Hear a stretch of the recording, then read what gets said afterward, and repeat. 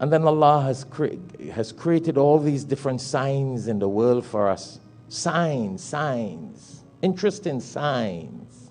Water, the earth, the sun, the moon. That we got to understand when Allah speaks about these things in the Quran, about the sun and the moon and the water and the oceans and the different things in the world, everything got a sign. You know, I was looking at the news this morning.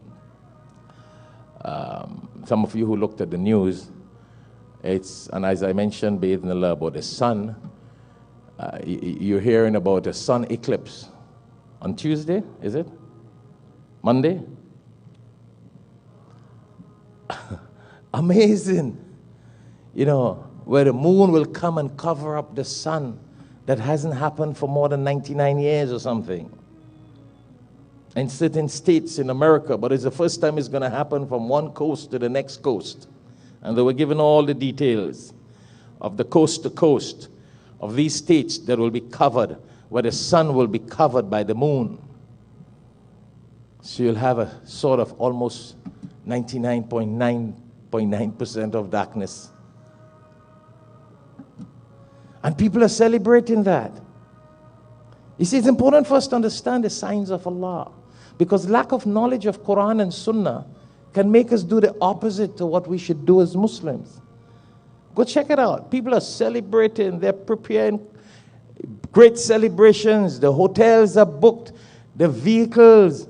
People have reserved hotels and cars and homes and the whole works to go and celebrate. People are buying out beer and alcohol and just go. It's party and picnic time. They want to just go experience this. Interesting. Check it out on the news, you see. It's good. Just a couple of days from now it'll happen. But is that the Islamic way about things? No.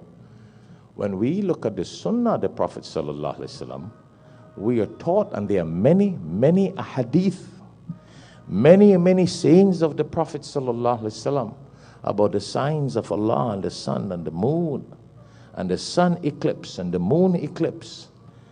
There are many crazy things that people talk about. You have one extreme here in America where they're going to drink and wine and dine and celebrate it. You have other people who start getting scared. There's going to be a disaster. My child will not born right. A lot of people tell you, well, it was an eclipse. So the child went crazy. And the mother couldn't give birth. And you have a lot of superstitious things about the moon eclipse and the sun eclipse. See the extremes?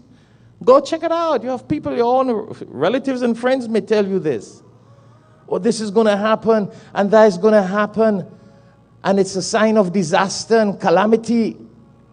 And your children may die or may not born or will go mad.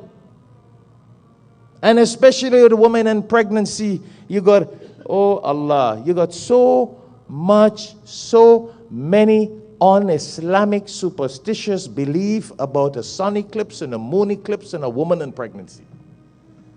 Let me share with myself and you, there is nothing like that in Islam. We don't believe in those kind of superstitious things. You see, I was mentioning before, but water, dua, Quran. But a lot of misconceptions happen because of lack of knowledge of Quran and Sunnah. So in Islam, we don't believe these things.